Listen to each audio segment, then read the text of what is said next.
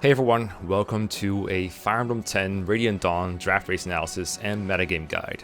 On July 28th, we're holding the finale of the longest and most competitive draft race event to date, the second Fire Emblem Draft Race Relay, and the finale of this portion will be Radiant Dawn. Now, I didn't know a whole lot about Radiant Dawn racing, and neither does anyone in my team, but I did have a super interesting conversation about it with two people who do, Vicious Sal and Joshua Dragonpillow. The one thing I gotta tell you about it though is that conversation was recorded in September 2024, and I'm recording this right now in July 2025, so what you're about to hear is almost a year old, and I never got around to turning the raw footage into a proper video. Look at the length of the video for a clue as to why. We still talk about a race. That is a 5-player race that was held way back then, but I'll give a link to the VOD of that race in the description as well as some other resources. Now, I'd kind of given up on editing this, but I figured now with the relay race coming up, this was a great time to dust it off and show it to you guys, to build some anticipation for the finale, and give those who really want to get into the details an idea of what strategies we'll be considering. This will also serve as a way to capture the current metagame, because I expect it to change a bit. The upcoming relay race will effectively be a 3-player race instead of a 5-player one, meaning the draft will have a vastly different distribution. Plus, when there's like 12 people cooking strategies as opposed to 5, we tend to find better strategies, so this video will serve as an archive for the old strats, which nerds like me can then compare to newer ones in the future. In the background, you're going to see some footage from one of Vicious Sal's practice streams that he kindly sent to me and allowed me to use. Shoutouts to my guests for their time and their knowledge, and let's get into it. Hey everyone, welcome to this Fire Emblem 10 Radiant Dawn draft race analysis. I am Mekkah, and I'm going to talk you through all the weird things and all the fun things, all the fast things about FE10 draft racing. I'm not an expert, but fortunately I have two of them here with me, two of the best placers of the last Radiant Dawn draft race. It's Vicious Sal, hello. I got second, so who's number one? Number one is Josh. Welcome Josh, how are you? I am. You're a winner. I am a winner. That's true. Welcome to you both. Thanks to your tireless work, Radiant Dawn draft racing has been pushed down in times. I remember the very first one that I did with Quimpage and friends was like, I think we were there for like 8 to 9 hours, and then there was another draft race later with I think Raisin, Sal, and Sina that went to like 6 hours, and now I believe the times are somewhere around 4 or 5 hours. Is that correct? Yeah, that's correct. I mean, if you do it right. If you do it right, and if you do it like on your own in a practice chamber where you're not distracted by anyone else, Josh can even push the time down to like low 420s. Ooh, that's perfect. That 420 is the goal. You gotta have. I mean, we're blazing through the game. It'd be really cool to do that consistently, but no.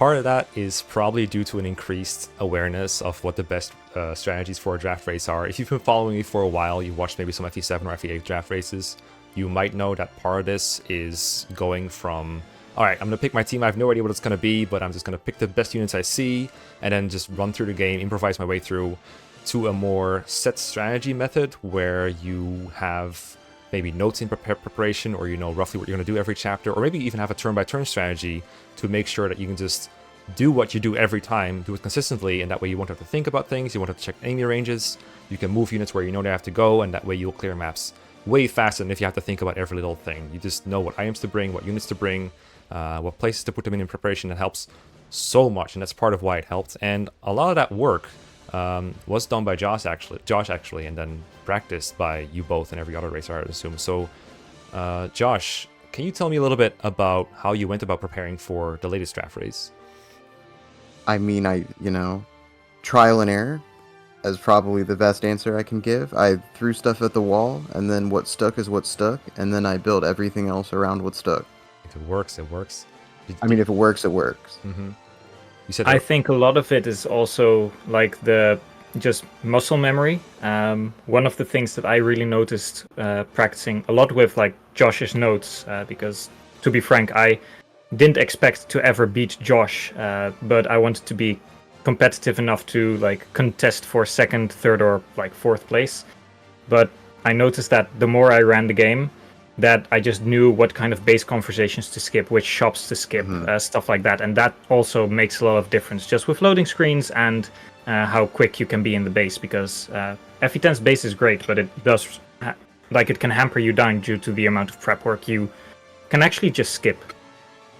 Yeah, for sure. I noticed myself when I was doing a practice race with Cell and when I draft raced this game myself, that the amount of different things you can do in the base and even in like battle preparations itself and in the game really, it can really be a massive time sink if you're trying to consider every option. Whereas if you know this is the ones I have to click and this is the ones I can just skip, then that alone saves a bunch of time for sure.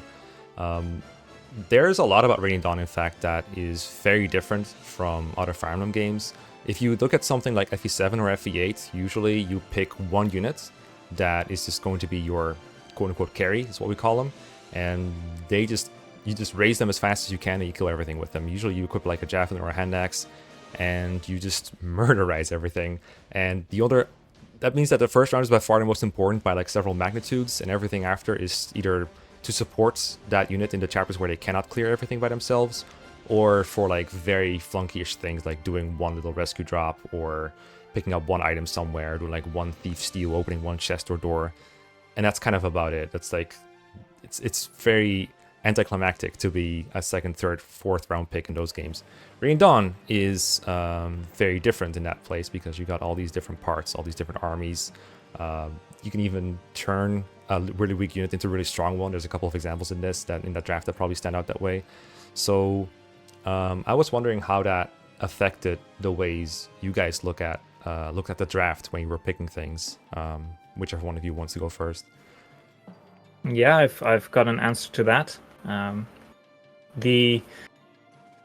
This was also a lot of trial and error. Of course, a couple of units that stand out are like the Boyd, Titania, a lot of the Grill Mercenaries, and the Dawn Brigade. Like those are your two primary perspectives that you play through the game, so you want some carries for that. And you mentioned that hand axes and javelins are king in a game like FE7, and spoiler alert, they still are here, even with the ability to forge them quite late. The hand axe forge and javelin forges are just so strong that there's still quite a few units that do that and do it very well. But as you said, with the different parts, you need a couple of carries, and Ike is not alone, or he's not the only one.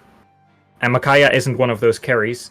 So we quickly found out, mostly Joshua, I should give most of the credit to him, that there are a couple of very key chapters. One of them is Izuka, that has to be cleared, and the desert, of course, is always a big point, especially when you have like a hand axe unit like Titania. She can't go to the desert, first of all, but if she could, she wouldn't be happy there. So I think Josh has some really cool insights in like what the four major roles became for like your first round picks. So the first 3 rounds are dedicated to what I would say are the 3 most important positions. These are the Grill Mercenaries carry, which is your main unit for part 3, not named Ike.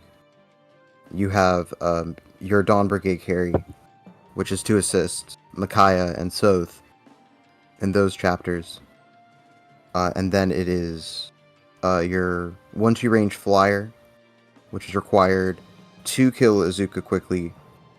There are some other ways to do it, but they're either slower or they're not reliable to get consistently.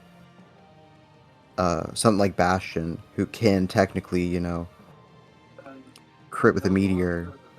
And then your 4th pick is your mage. And the reason why your mage is important is it's how you beat the desert in a reasonable amount of time.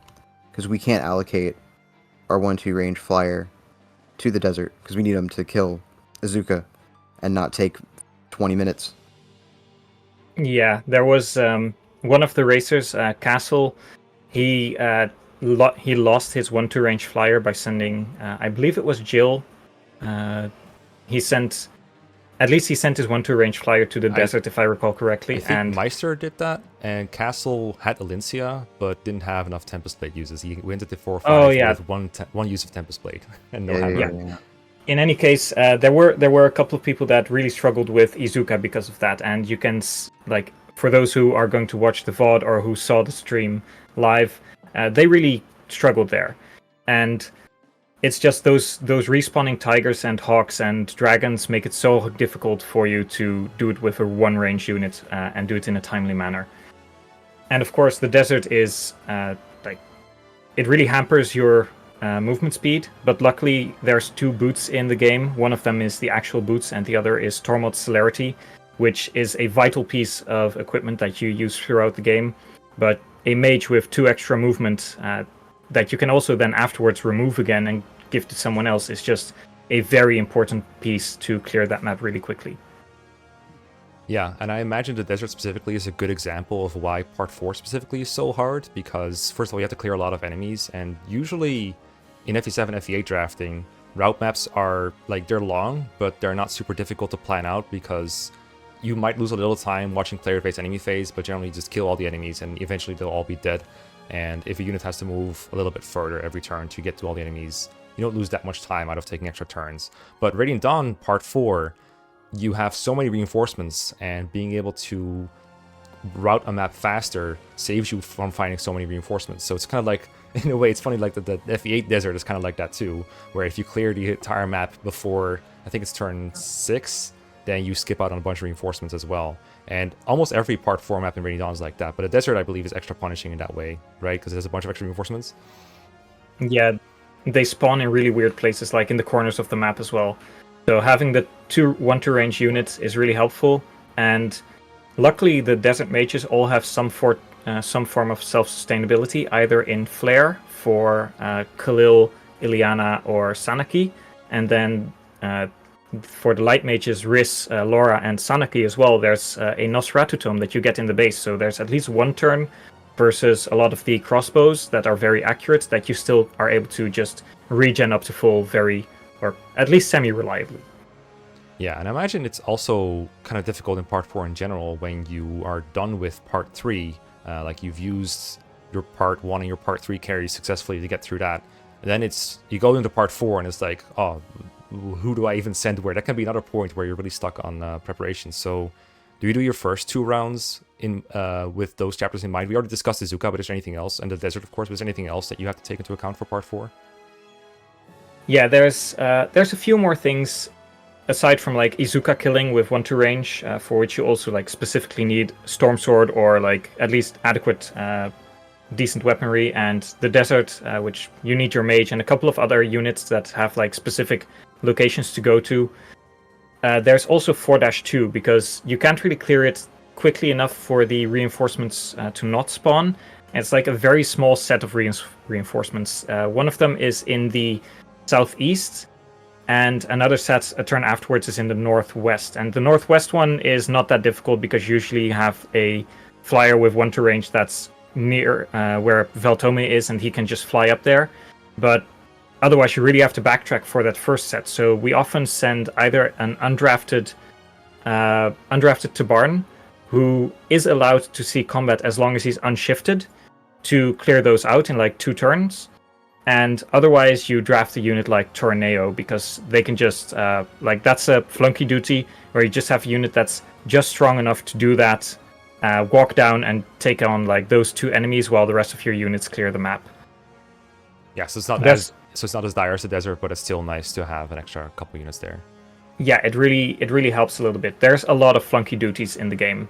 Some of them also in like Part 3, where the crate burning chapter, you really want to just move ahead with Ike and your celerity carry at that point, be it Titania or Boyd or whoever, and then you just leave someone like Heather or Mist or Rolf behind, and once all the enemies are gone, you just have them walk up and burn the southern 2 crates. Like, there's a lot of flunky duties in this game, and in Part 4, because of the 5 route maps, great game design, you really want those flunky duties to be fulfilled either by someone on your team, or in this case, like a kind of intended loophole in the draft rules where you can use your undrafted Legoose to see combat untransformed. Yeah, it might be a good time to go a little bit in depth on the rules of the draft in general, because of course Radiant Dawn is so different from other games. We also need a different rule set. Yes, there are a few interesting things about this rule set. One of them is that we somehow have a 4th main character apparently in the free tier. Mekkah and Soth are quite obvious Soth, especially in the early game, and he falls off later, so he was a very good free pick. Otherwise, he'd be one of the best picks in the game.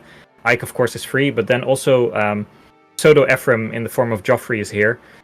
And Joffrey is weird because all of his maps, he's pretty much free, and then he returns in 4-5 where he does nothing. And if you would want to draft him for the tower only, he's a very mediocre pick, so he probably wouldn't even be drafted. So because of his 2-3 contribution and his 3-9 contribution already necessitating him to be free, and then him just falling off a cliff and not being relevant, it was decided that Joffrey is just free for the entire game. Yeah, I was about to say, we kind of skipped over part 2, like most people when they talk about Radiant Dawn, because I think all maps in part 2 are basically filled with free units, and there's nothing really interesting to draft with them, so we just made them all free. Yeah, there's a lot of, like, entirety of 2 Prologue is free, even Har. It's the only place where it can be used before part 4, because Har is a very good unit. I don't think this is a hot take, but he is so good that he is banished to the Shadow Realm that is called part 4 and onwards. So he's not allowed to see combat anywhere except part 4 onwards or 2 Prologue. So you can give him a level by giving the boss kill to him, but you can't use him in 2 Endgame, you can't use him in part 3. The same goes for Jill. In this specific race, she was usable from part 3 onwards, but even though she didn't finish first, it was pretty candid that she's actually still too good, and I think a recommendation would be to also banish her to part 4 and onwards moving forward. She has a very unique role that she can fulfill by becoming your new part 3 carry, because she can be transferred by Har, who is allowed to be deployed on 3-7 to recruit her, and then she just mows over the game by bonus experience, and a chapter after 3-7 you get forged hand axes, and then she skips the bridge because she's not afraid of crossbows and she's just so strong, and that's just actually too strong of a unit. So probably next time part 4 only as well, and some of the things that she would otherwise do in part 3 can still be emulated by other units. Yeah, in the earlier draft races, we had Jill available only in part 4, just like Har, and for 4 players, it's still very balanced, but I recall that you said that for 5-player drafts, you wanted an extra unit that was available for part 3 Dawn Brigade? Yeah, yes. Well, that was the first intent, but didn't happen that way. Yeah, it didn't work out as that. As it turns out, we can just use Voluk. So works out. I want to finish getting into the rules, but I guess it would be nice to have a little bit more explanations on the carries of the Dawn Brigade and Grommerks in a moment. Was there any other rule oddities that we need to talk about? I think Sal mentioned that untransformed Lagoos were allowed to see combat because they can't really unequip their weapons. That's the idea, I think. Yeah, that's a very important one. We did it for 2 reasons. One, because there's very much situations where that may or may not be unavoidable. Looking at Vika and Muarim in 4-4, or not 4-4, no, it is 4-4. Yeah, Oliver chapter. Yeah, the Oliver chapter. Like, it might just be unavoidable, and you shouldn't have to take a penalty because you couldn't get Vika out of range of some guy, so she just immediately dies after tinking for no damage. And then the other times you need it are in 1-8, which is very important for actually clearing the map. You use both untransformed Vika and untransformed Nyla to kill enemies. Well, Vika doesn't actually do any of the killing, but she is important for getting people in the right position to do the killing. Yeah, I'd say Vika actually has the most important role in that entire map. Yeah, I agree. As it turns out, baiting one wyvern is infinitely more important than killing most of the enemies. Yeah. Which I know sounds very silly, but if you see the map in action, you'll understand. Yeah, I had a practice run at one point that I just scrapped at 1-8 because I did turn 1 perfectly, and then turn 2 you're supposed to move Vika a little bit further along. Like turn 1 you move her eastward, and then turn 2 you move her in a very small notch between 2 trees on the southern end of the map in the southeast, and that will bait the wyvern, and then you can just let her stay there until the south island is cleared from bandits by your Dawn Brigade carry, and afterwards you can move her max move to the west and park your carry just one tile north of her, and the Wyvern can then only target your carry and die. But on my turn 2, I forgot to move Vika, did everyone else, so he just attacked her, and then he was in range of one villager in the swamp. And of course, the next turn, he's in range of another villager in the swamp. And he just went every single turn, he just killed a villager and cantoed to the next one, and I lost the map because I just couldn't get him to do anything else. And of course, you also your Micaiah is also not trained, so you have to move her out of the way because otherwise he targets her and she dies. Vika is so important there. Yeah.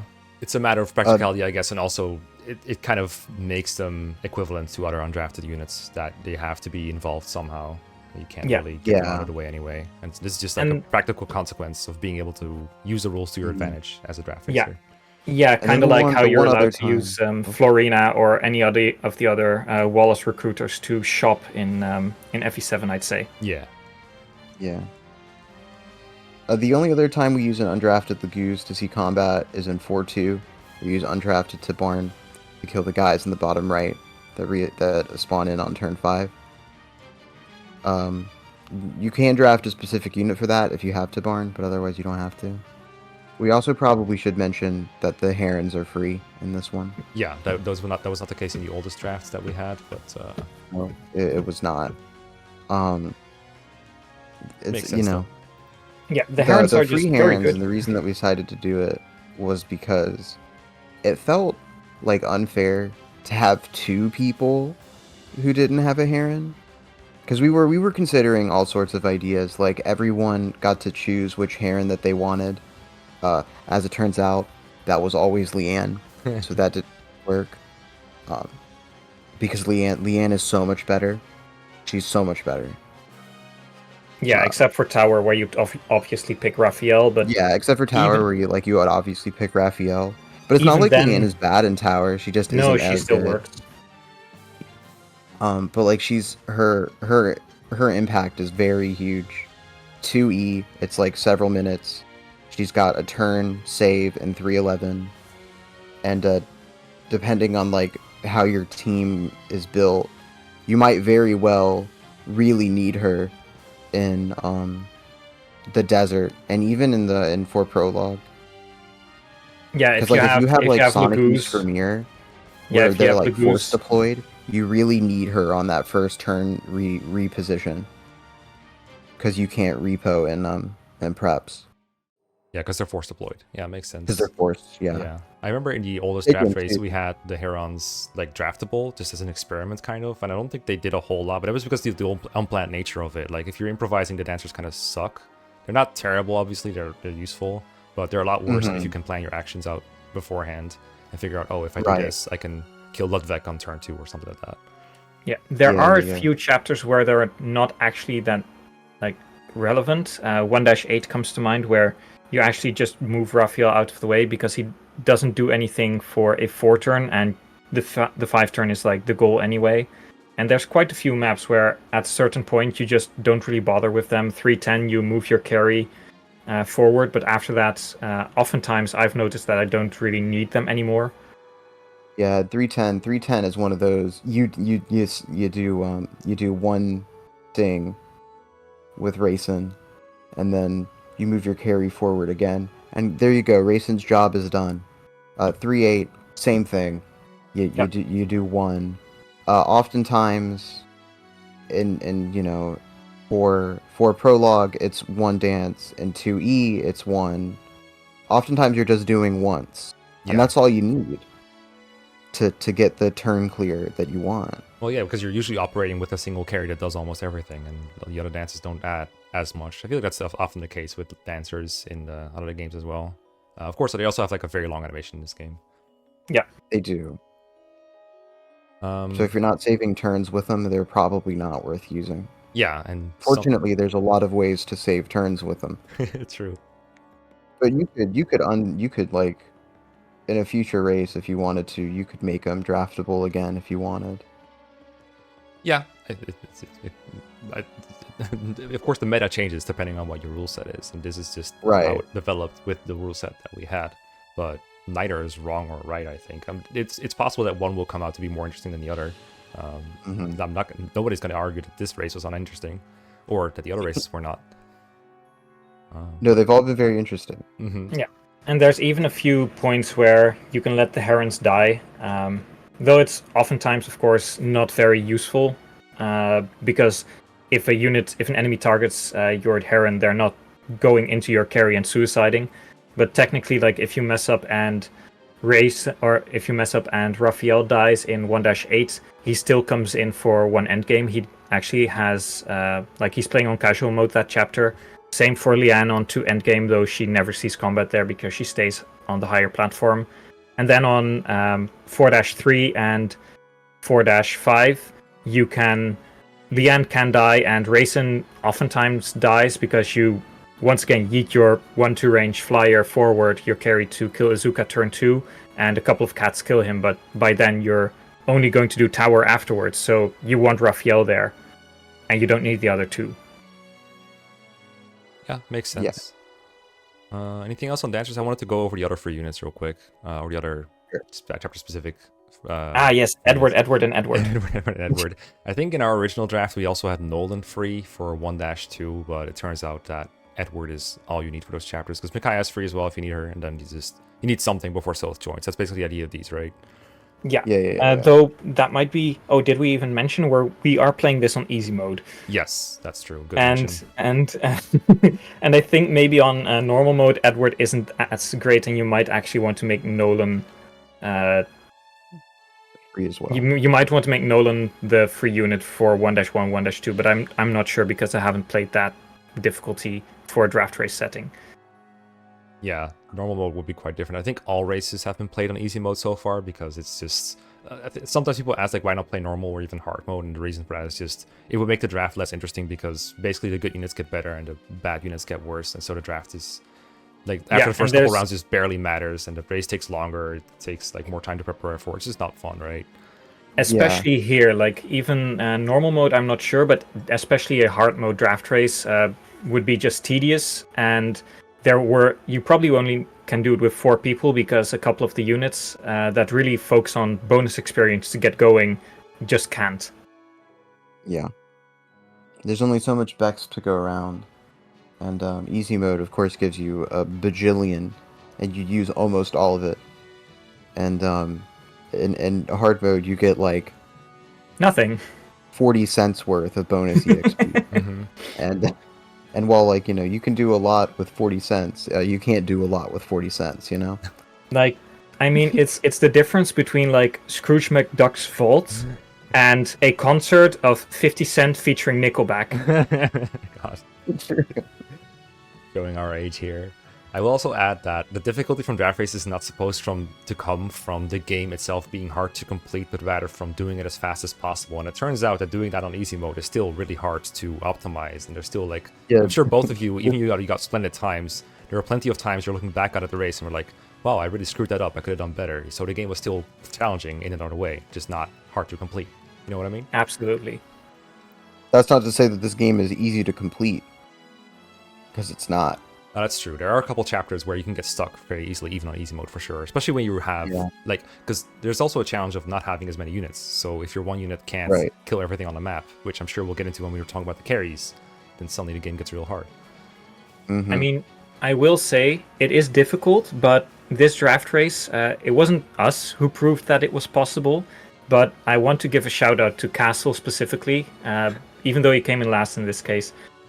He had such a fantastic to watch endgame, because we didn't even realize it at first, but he forgot 2 units. I believe he forgot Tormod and Elincia, who, of course, like Amity Elincia with +5 strength from the easy mode blessing bonus, wrecks auras, and Tormod is no slouch either in one endgame, for example. Never heard that one before.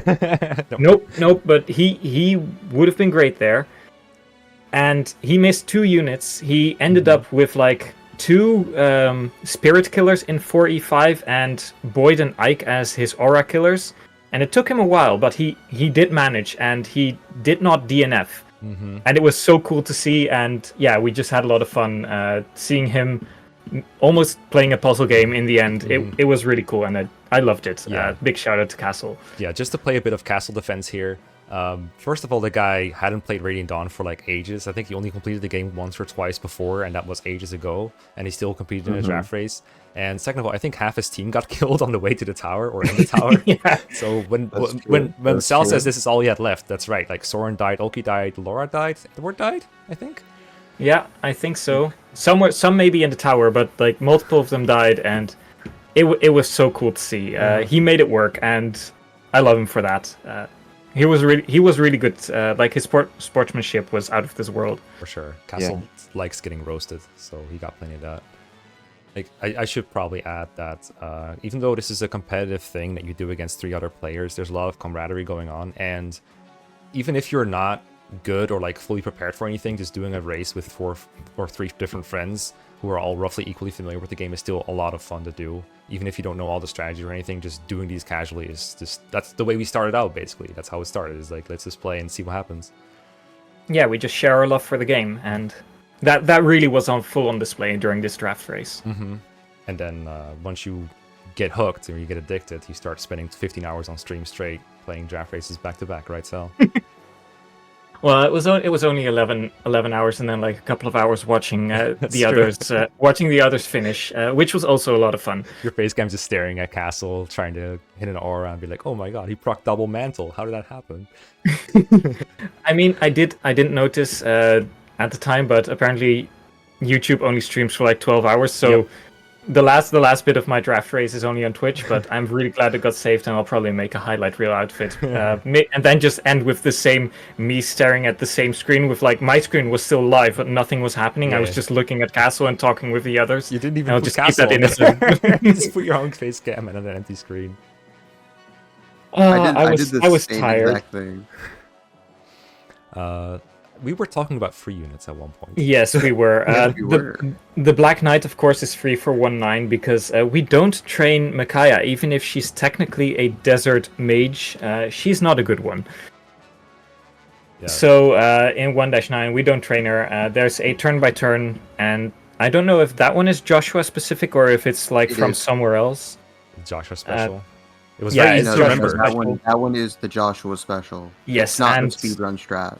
And everyone with an untrained Mekkah on easy mode should follow that because it is foolproof. I cannot attest to other difficulty settings, but there are strats for that as well on hard mode at least. So you should look those up if you don't like 1-9 because it's a stupid puzzle cutscene. Yeah, I did say earlier that you should play this even if you have no idea what you're doing, but for 1-9 you're saving yourself a lot of frustration by looking it up for sure. Mm-hmm. And then 2 prologue as a defend map, I guess it just made everyone free because everyone just kind of shrugged their shoulders at 2 poo. Yeah, there we go. 2 poo, that's what it is. 2 poo. Yeah, even though there is a little prologue, bit of 2-1. optimization in 2 prologue. With like horror and the boss. Yeah, you can get a boss kill on horror, which can be nice, but especially Elincia, you can try and like edge her towards the level because that saves a little bit of time, especially if you have to reset for her to endgame bonus experience, which we will get to like in a little bit. Mm-hmm. In 2-1, you only have 3 units, and if not all of them were free, it would be a massive big headache. Penalty fest. Yeah, penalty fest. Yeah. Everyone just like uses them all anyway. Draft Braum quickly so you can use him. 2-2, only Lucia's free, but I remember playing that chapter with no one else drafted, and it's perfectly free and easy. You do use Mordecai, but not shifted for combat. Yeah, we get to. I amended the rules to let Mordecai and Braum shove enemy units. Oh right. That's in there. You can shove, smite, rescue, take drop, ally, other, and enemy units. And originally it was just ally and other. That's cute. I approve of hidden Mordecai buffs. Yes, Mordecai's Mordecai very important. The hidden undrafted Laguz buff. And in 2 endgame Elincia, I remember in the first draft I had a funny story about that. I think Elincia was, I'm not sure, I think Gwimpage had Elincia and Har, but Har was not allowed to be used before part 4. And he considered like just using Har to kill Ludwig ASAP and just taking like a 15-minute time penalty for it. And everyone else suddenly just sud it out. And I think I solo deployed Elincia and just like waited it out, and we were roughly done around the same time as everyone improvising. And now Elincia's free, when she wasn't before. You just have a 2-turn setup right with Leanne. Yes. where she Yeah, requires some there's dex certain- though. Yeah, she does. Yes, She requires 3 level ups minimum. You Yep. need to gain 3 points of strength. 22 That strength lets you is one the round threshold. Ludwig with her sword. Luckily, she has a 65% growth rate, and due to how bonus experience like weighs the stats for like which one it rolls first, it's actually slightly higher. I don't know the exact. I haven't calculated the exact ones, but it's slightly higher than that even. So she's quite likely to get it. But otherwise, you do want to reset if you have to spend too many turns or too many levels of bonus experience getting it. And then there is a very slight chance of death if a longbow archer or all the other like generals and halberdiers kill her. So it's like not entirely reliable, but single digits percentages probably.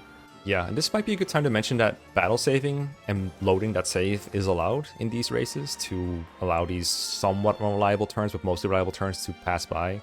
And it reminds me of how, for example, Divine Pulse and Midas Turn Wheel are allowed in draft races of games that have those. And it might seem a bit cheesy that you can just save reset in a map, but I honestly feel they make like draft racing a lot more fun because you can pay a little bit of time to make a checkpoint for yourself, and if you have to reset, it still costs time to do so, but you don't get punished by having to redo like an entire part 4 map for it, for example, which would be horrendous. So is that the reason why it's allowed for this rule set? Pretty much. Pretty much takes away the tedium. Yeah, it really does. Because resets are so punishing in draft racing. It's one of my least favorite parts of it, and can't really allow save stating, but this is like almost as good, I feel like, and still like skill. Knowing when to draft and save. It also helps that a battle save oftentimes resets the RNG seed. Like I have found that even if I do everything the exact same, I oftentimes get different results. Sometimes the same, but I think there's like, this is pure speculation, but I think Radiant Dawn is like, let's say 5 different starting points on an RNG sequence, and it picks one of those 5, let's say, and it goes from there. But that's pure speculation, but that's just what I've had with a bit of testing. But it does help that you oftentimes get different results, and then usually you just get through and you get lucky.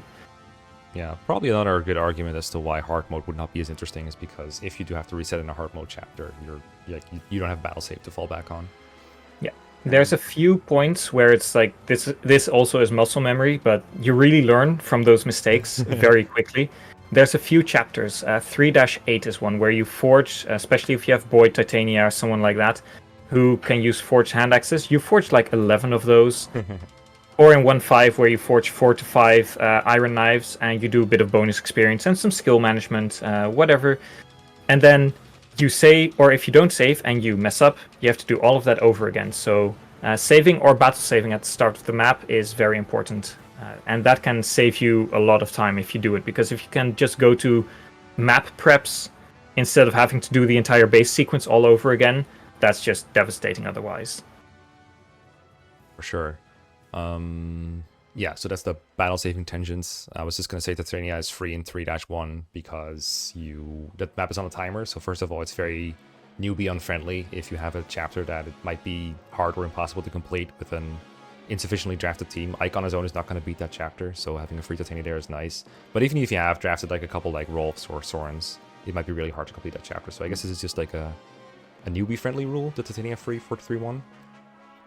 So this one is because, one, we didn't want anyone to ever be soft locked for any reason. Mm-hmm. And like you said, if your team was like Nephany was your carry here, and then your like support unit was like Oki for later, you would have no one but Ike for this. And maybe you could finagle a way to beat that by like turn 11. But I didn't figure out what it was. You can do it without Titania, like with a properly drafted team. Like Gatry helps, Boyd helps, Soren, can make a contribution. Reese can deal damage and then immediately die, right? Like, they can do stuff. Reese actually does get one-rounded by everyone on that map. Easy That's low real. moments. On easy mode, by the way. So yeah, no, you can so there's some units that are definitely usable, and then there are some that aren't, and if your just team isn't right, you just can't do it. Yeah. Also, we were worried about Titania being too good.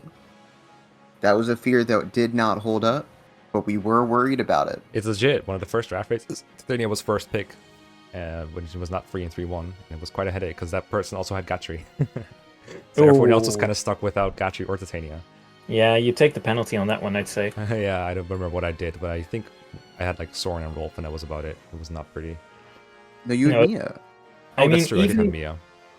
Even with Titania being free, due to the reinforcements that you get at the start of the map, you still use Leith and Liar to do some damage. And then usually you have either Ike or like Boyd or Gatry or Oscar go back, depending on who has Adept and who doesn't. And you still need their help to kill those reinforcements before they kill all your other units. The only one you really don't want to die is Soren, because everyone loves a silver card the next chapter. If he dies, you don't get that. Yeah, even with Titania, you still need them. So it's not like she's trivializing the map. No. In fact, very few maps in Radiant Dawn get entirely trivialized, it feels like, by a single unit. That's why the draft is so balanced and so cool. Okay, I think that clears up the most of the rule set, unless I'm wrong. Is there anything else I'm missing? No, I think that's everything. Yeah, I think so too. In that case, I wanted to spend some time talking about the carries for each of the sections. Yeah, the nitty-gritty. Yeah, we have really gone over a lot already from the entire game, talking about specific maps. But just in general at first, if you look at the first picks for this draft race, and a lot of them, there's like a variety of people who pick like Dawn Brigade or Girl Mercenaries first. I feel like Ike and Soth are both very competent, even though they can't do everything on their own. Soth a little bit more so, I guess, because he has 1 to 2 range. Does that mean that you want to pick a Girl Merc carry first most of the time? How does it work? So, this is about, it's about time saved over its respective counterpart. So for example, Boyd and Titania save significant amount of time over their alternatives.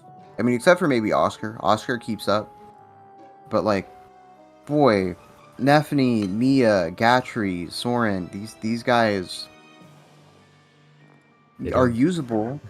But they're not particularly fast.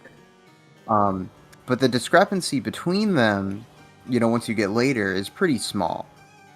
But the discrepancy between Titania and Nephany is pretty large, which is why they're so prioritized. The Dawn Brigade guys are all kind of similar in terms of speed. Advantage Nolan on the grounds that he has 40 strength and, you know, in theory, at least. You don't always reach that. Fortunately, you only need 37 to reach your 1 rounding benchmark, and that's a little easier to reach. To be fair, in theory, Boyd also has 35 speed. Oh no, That's don't true. get him started. Don't get him started. It's true. He does. But yeah, so in theory, you know, he gets those. Even if he doesn't, as it turns out, forged hand axes are better than a storm sword. So that's why you know, warriors he are has a generally little bit preferred. of priority over those. Voluk's probably the worst because he doesn't have 1-2 range and has a pretty bad starting position for main carry duties on 1-8. But I mean, no, that's it. Fights No, good, yeah. yeah. No And one then your other really important role is, of course, your person who kills Izuka. Because you gotta kill Izuka fast, or else you have to deal with respawning guys for 26 turns, and I'm not trying to do that. Yeah, or you get lucky and he somehow summons units and then rewarps away in range of your Tibarn or whoever else you were trying to do it with. Is that a castle reference? That is a castle reference. So would you believe it if before when I was testing this very early, when I was using Tibarn, that was the strat. You can position Tibarn in a certain way that you can force him to rewarp on turn 3, and you can still be in range. Yeah, It's just so many It was enemy phased awful. units. But it was like 4 minutes slower because you gotta watch cats move for an extra turn or so. Yeah, I think the first round, especially like Boyd and Titania, I think are pretty solid. Oh yeah, for sure. We talked about Jill, of course, that if she's part 4 only, she probably drops a bit in priority. But Oscar might still be a good pick in round 1. But then you get like Josh's pick of Nolan, which most people didn't expect at the time, but I get the theory behind it. Like, I didn't get the best Grill Mercenaries units, so if I get the best Dawn Brigade units, I still gain time compared to the other people in Dawn Brigade land, which like compensates for the time I'm losing on my worst Grill Mercenary carry. Yeah, and I didn't, and you know, you're pick 4 at this position, right? You're gonna get one of the flyers. It doesn't matter which one you really get. Yeah. The difference between Tanith and Marsha is, you know, existent, but not super impactful.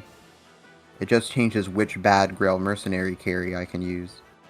Exactly. And then like Ileana is kind of weird in that she's kind of doing a little bit in part 1, but then she goes to part 3, becomes a secondary there, and then becomes your Desert Mage. Like she has really cool slot compression, but She sucks. it's all kind of wonky, and because of that you also lose your like a part 1 unit after, or you lose your Dawn Brigade carry after part 1, so you still need someone like Volug. Yeah, and Volug is your only legitimate option for that. I mean, his skill loadout is incredibly based True. once he gets his capacity going.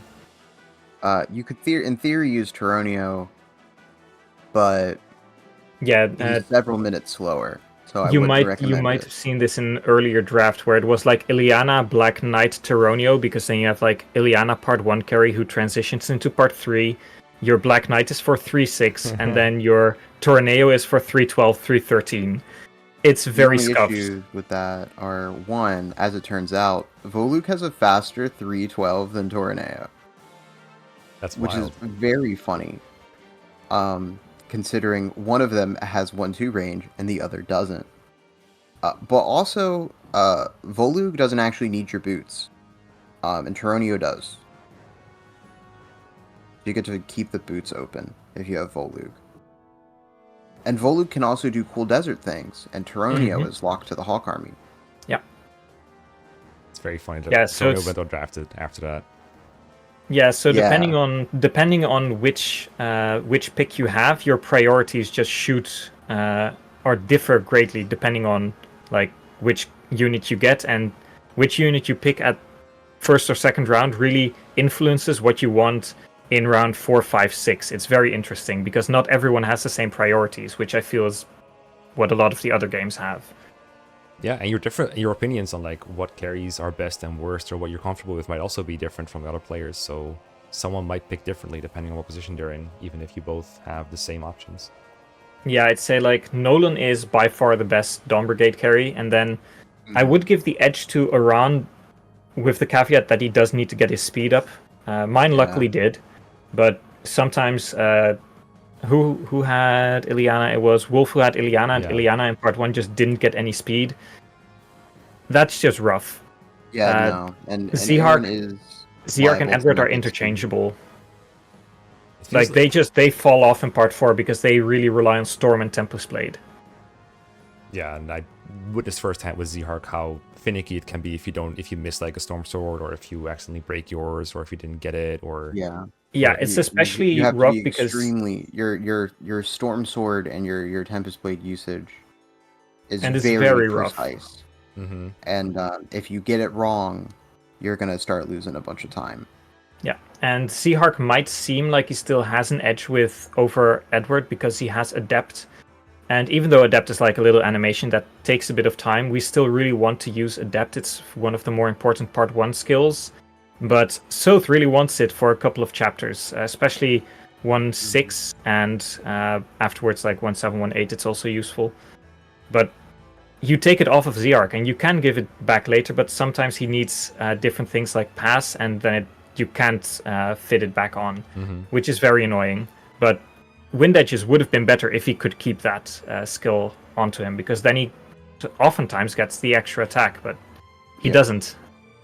So that makes him a bit worse in part 4. And you just have to simply crit with Soth. The classic game plan. You could.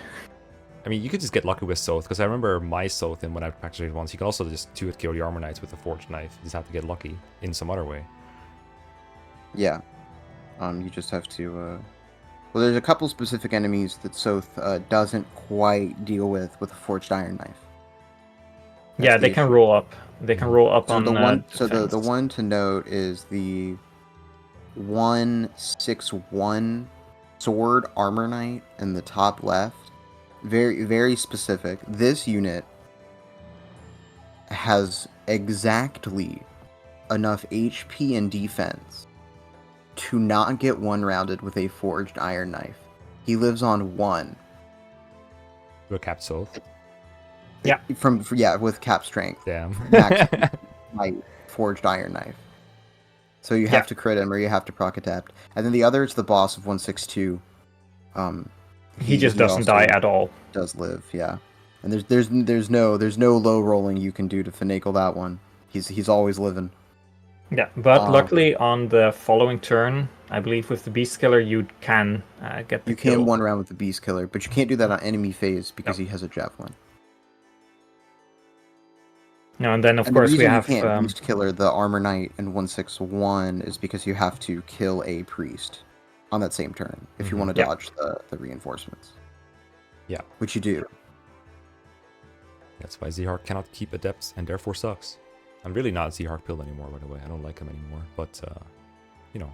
The other thing about Zyhark is that he's not in 1/5. Yeah, that's true. That was really annoying. Which isn't like too bad. You can do it with Soth, but like, you know, I'd prefer not to if I can help it. Mm-hmm. Yeah, you get the other carries are Volug and who else is from Dawn Brigade? Edward, I guess, exists if you use him. Yeah. Edward and Zehar become pretty interchangeable. Aran ends up like if he gets the speed up, he gets short spears and then he could get forged javelins. So he doesn't have any 1/2 range problems, and he didn't even get. Did I take him to 4-4? I believe I did. But he doesn't even get slept by the priest, if I recall correctly. No, because you'll give him a bunch of Bex in part 3, probably. Yeah, and then he caps his resistance. Pure water is fine. Mm-hmm. He might get targeted by sleep, but if so, it's like a really low %. Yeah, and you just battle safe beforehand. Mm-hmm. You simply won't get slept. It's that easy.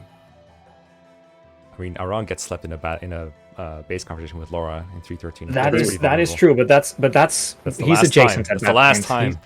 He's adjacent at that point. Like it's from one range. The guy has a lot of hit. It's Laura who has a lot of hit, even unpromoted. Sal, I missed most of your run, unfortunately, because I had to go. But I watched early part 1 with Aran. It looked absolutely miserable, I gotta say. I do not look forward to using that carry ever. No, it was also very annoying that I just, like, one of my biggest failures was 1-4 because I didn't do it with Edward, Aran, or Nolan before. And I just made so many mistakes, so I lost like 5 minutes there just to resetting wrong, having to do base preps again. But that's you live and you learn, trial and error. Fair enough.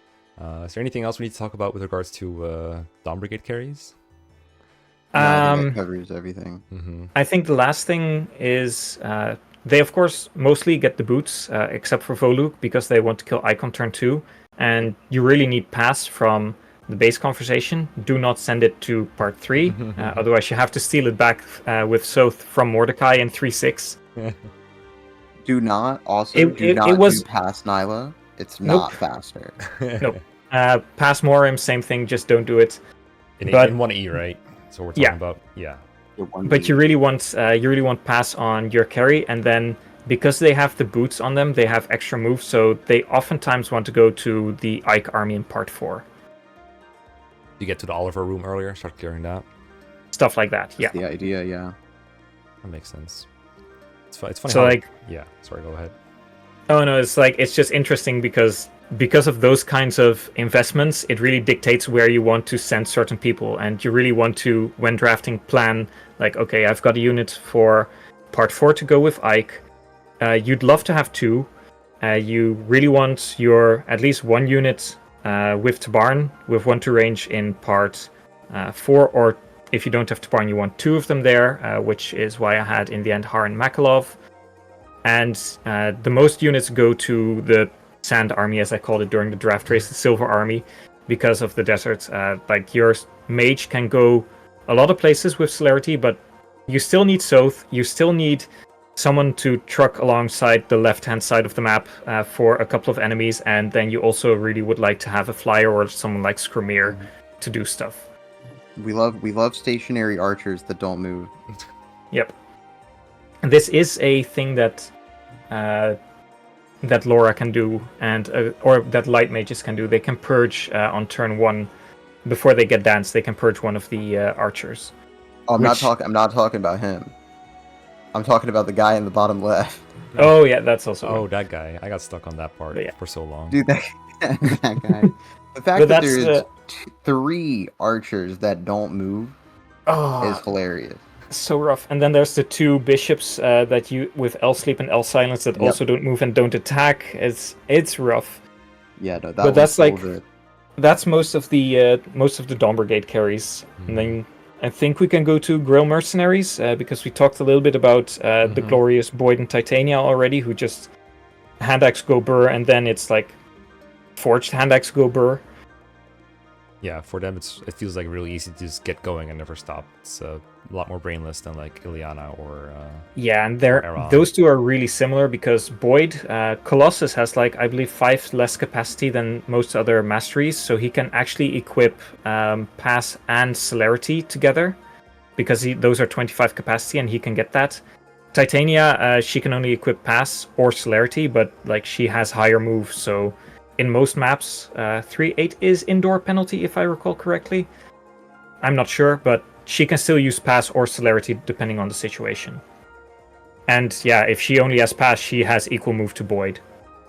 Yeah, you just can't get up ledges, and other than that, it's not the same. I guess if there's like a bunch of forest, it's kind of annoying. And that's pretty much like Boyd is just that little bit more flexible, and his caps are better for tower as well. That's fair. I see a bunch of like flyer drafts. What is even the next? Like, I guess Oscar's the next Grill Mercenary carry. Yeah, Oscar's the next Grill Merc. He seems bad, but I haven't used him. He's fine. You can get him to tier 3 in like 3-1 if you have get him enough experience and bonus experience from 3 prologue. So then he's one-rounding stuff in 3-1, and at some point the Forged Javelins, you do feel it a little bit against like the Sword Generals, who are usually the tankiest, but maybe also Axe Generals because of the weapon triangle. There's some units that he might take like one that he just barely doesn't reach, especially if he gets like slightly strength screwed. Yeah, but a lot of his like 2-range issues, especially early, like that you would think he has, he actually doesn't have, because you can forge him a steel bow, and believe it or not, that steel bow does a lot of work. Yep. 3-2, you can forge a steel bow, and the boss, you can just bait him up with 2 range. And it's a defeat boss map, so you don't really care about the rest of the map. Yeah, just proc soul and he dies. Yeah, you can do that again in 3-5. There's some other 2-range guys you want to deal with, like in 3-10. You can 1-round that boss. Yeah, there's a lot of stationary enemies there. And then like 3-3, there's so many fences that there's a lot of 2-range that he can just deal with on certain turns. Mostly you want javelins or like a steel lance or whatever, but he can have a couple of turns where it's like, oh, I actually prefer the steel bow. He can shoot up ledges to clear the path in 3-4. The bow does actually get some use. Yeah, it gets like, I mean, there's a reason that it's worth forging. Is there a particular advantage that Titania and Oscar have for having horses? Like, is there any spot where Kanto comes in super handy? So yes, there is one spot in 3-8 that you can take advantage of, very specifically with Titania, because Oscar can't actually kill the general anyway. But Titania can use a forged hand axe to kill a stationary general that you would usually kill with Ike. But you can kill him with Titania, and then you can canter the spot you want to be at. in the second turn of 3-8 if you send Titania in the bottom route and not like the middle route. That is so overly specific that I love it. Yeah, there's there is that. I think that is the only time. Mhm. However, not Kanto. Base 9 movement, celerity to 11, is very important. For 3-3 and 3-10. Because those are big maps that you have to. Well, one is route. 3-10 is route. You got to get to the top right of the map, or else the wyverns are start flying around and not attacking things because the AI works weird in that map, and you don't want that to happen. Also, green units love to not kill stuff, so that's fun. And then in 3-3, you got to burn that top box and more movement good for burning box. Mm-hmm. Yeah, Slayer, I love a move gets you there first before pass units get there. Well, your pass unit is Ike. Oh, I guess. Yeah, that's true. That is true. Or I mean, I guess you could do pass carry celerity Ike, but even then, you'd be 9 versus 7 movement, which the same principle applies. Mm-hmm. More yeah, movement. it doesn't make. I don't think that makes a very big difference, but I do think the celerity pony there is probably faster. Mm-hmm. Further testing required, I guess. More meta development incoming. Yeah, and then we so get to pretty units much, like those are the- Mia and those are the only Nephany. reasons Yeah, that you I'm would surprised want. to see Mia picked before Nephany by Josh, no less. Okay, so this is a very specific thing. Marcia is bad. Yeah.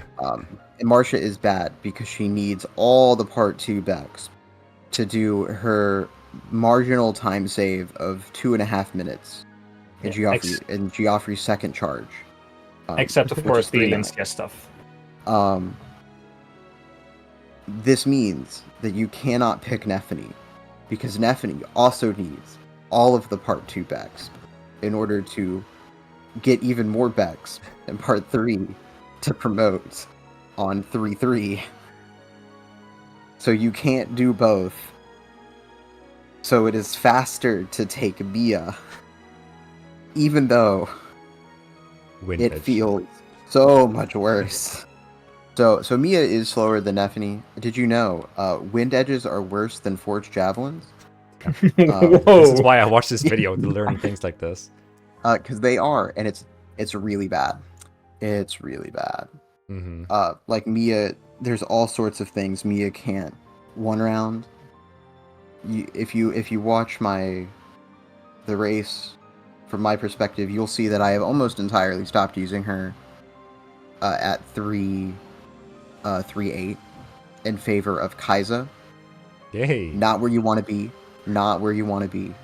But this is This is the it's life we Mia have chosen. experience. And she's really bad. But she has 7 movement as opposed to 6. And she can go up ledges with relative ease, comparative to Gatry or Soren, who have 6 movement. And Gatry's case faces even higher ledge costs. Very important for something like 3-3, or 3-4 for ledges, 3-3 for going through terrain. So you're better at that, which is why I picked her. But boy, not ideal. Under normal circumstances, if you didn't have Marcia, you take Nephany, because Nephany is better. Because she has 7 movement and forged javelins, even though she still often doesn't one round. You can at least forge crit on the javelins and have a better chance of one rounding the guys you want. Yeah, they're both in classes where they get the crit bonus, right? So that's pretty cool. Yeah, they do, but crit with a wind edge is still not enough. Mm-hmm. Yeah, I used Mia myself, as you said, and I forgot because it was traumatizing. It's really not nice to have to get the crit in the first place, I guess like 90 enemies at a time, and B, if you don't get it, they'll do like stupid stuff like run away and heal, or just take an extra turn. It's pretty bad. Yeah, it's really, you do really notice that I really do prefer, or I rather, Zehark's performance, even though it falls off, I feel is way better than Mia's performance. Even though like 1000%. they're not really comparable because they're different teams, but just the fact that ZR can use forged steel swords from one endgame and then just faces a lot of one-range enemies. And then afterwards, like, he gets boots, he gets pass, and he gets access to the Tempest Blades earlier, and the Storm Swords he gets a few of. Whereas Mia really wants those forged wind edges that don't exist during the chapters that she's available. Or, a Storm Sword before chapter 311. Yeah. Would also do it. But we don't get either of those. You can't always get what you want. Exactly. Sometimes you try, you But get yeah. what you need. I think as that far leaves as other us... options are concerned, I mentioned Gatry, I mentioned Soren. If you don't want to deal with Mia's terrible 1-2 range, they are theoretical carry options. Soren has this issue of he can't go to an army that isn't Ike's, which is a bit of a logistical issue for some teams. And Gatry has this issue where he's really bad at dealing with terrain and ledges, of which there is a lot. But their combat is not an issue. No, Radiant Dawn be like, we're going to nerf the paladins by introducing more terrain and ledges and other mechanics that will nerf them. What did it cost? The viability of armors as well. I remember Grimwich had the Gatry pick in the first draft that we did, and it's kind of like Oswald in FE7, where he has like a certain floor that you can't fall below because he's just that good at fighting stuff. He just never dies. So even if you move a little bit slower than most other units, you're still gonna like finish reasonably quickly for those standards. But now that we have better strategies with higher move units, he's really fallen off hard. Yeah, but Gatry's still like completely usable. Mhm. Like if you wanted to. He holds up pretty well over the course of the entire game. He's invincible to everything but magic. Forged hand axes, good. Turns out. Just keep him away from the occasional Thunder Sage. Am I right, Mekkah? Mm-hmm. Bro died. Bro died hard. I think he got crit during the draft race as well by a mage. Oh. I remember hearing something like that. Possibly. His armor does conduct electricity, apparently. Yeah. But I think that I leaves think us with it's, just the 1-2 range flyers and like their pick order, because we already know what they're used for. Mm-hmm. I mean, we talked about Izuka a lot, but I think it has some overlap with the bridge chapter. Yeah. It does. Specifically So- for And the Falconites, I guess. And Yeah, and I for think the Jill. afterwards, like if we talk about the Falcos and Jill, and for the bridge chapter, we can transition really well into the more niche picks that are very important, because we have, of course, 2 bridge skip units that are not 1-2 range flyers. Mhm. Flyers. They So might- I guess we'll talk about the Izuka killing first, because that's the more important part. Is there anything left to say? We kind of went over it, right? Yeah, I think you disconnected during that. We did briefly, but I want to stress the importance of a 1-2 range flyer for killing Izuka. Mm-hmm. I mean, I do think this is interesting because I saw Castle get that little cheeky, lucky kill, but apparently it's turn 3 onwards or something. Go ahead. Castle got lucky with the rework that Izuka will do typically on turn 4 or 5, but also it's very difficult to be in the proper position to take advantage of that. Castle got very lucky. The only way to do it quickly, consistently, is with a 1-2 range flying unit, of which there is 5. That is why Jill, Tanith, Marsha, Har, and Alencia are all taken by the end of the second round. And probably always will be. Unless we figure out how to do some really ridiculous Bastion shenanigans and crit Izuka twice and kill him or something. Couldn't you, in theory, do... Sorry for interrupting, but I'm just curious. Because I think I did my first race, what I did is Meteor with Bastion to kill one enemy and then kill with a 1-range flyer, like Tabaran. Is that an option? Yeah, you could do that. The only problem is you have to actually get Bastion, which is not guaranteed, and you also need a 1-range flyer, which is also not guaranteed. But yeah, you could do it that way. I think that's still a 2-turn though. Yeah. I mean, actually, we have free racing, so maybe you could do it in 1. But like, also, again, you got to bank on the crit, which means you might have to reset a couple of times to get it. Oh, the 'Cause I crit is don't in think reference to like him killing the Laguz, not Izuka himself. Okay, gotcha. Yeah. I mean, you could probably double crit Izuka if you like really tried. Maybe if you invest the speed wings or bonus experience Bastion and he gets enough Yeah, speed, if you invest Bastion, he you can doubles probably the do Tiger that. or something like that. But it's still, you might also need pass. I'm not sure about that, but it's Or It's one-shot, rougher probably. than taking the 1-to-range flyer. Mm-hmm. Yeah, but it's probably just still better to take the 1-2 range flyer. Yeah. That's why they're so important. And the fact that Jill, Marcia, Tanith can actually do other stuff before part 4, which is why they're prioritized more. And that other stuff is, as you mentioned, the bridge skip. Yes. Why do we need to skip the bridge in the first place?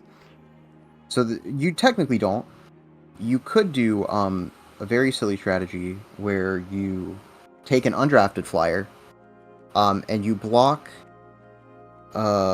pitfall number 5. I don't have the which pitfalls on my is- map, but Yeah, it's the one. It is 2 left of the Thunder Mage in like the middle area near the. There's a priest with the couple of rescue bishops. staff.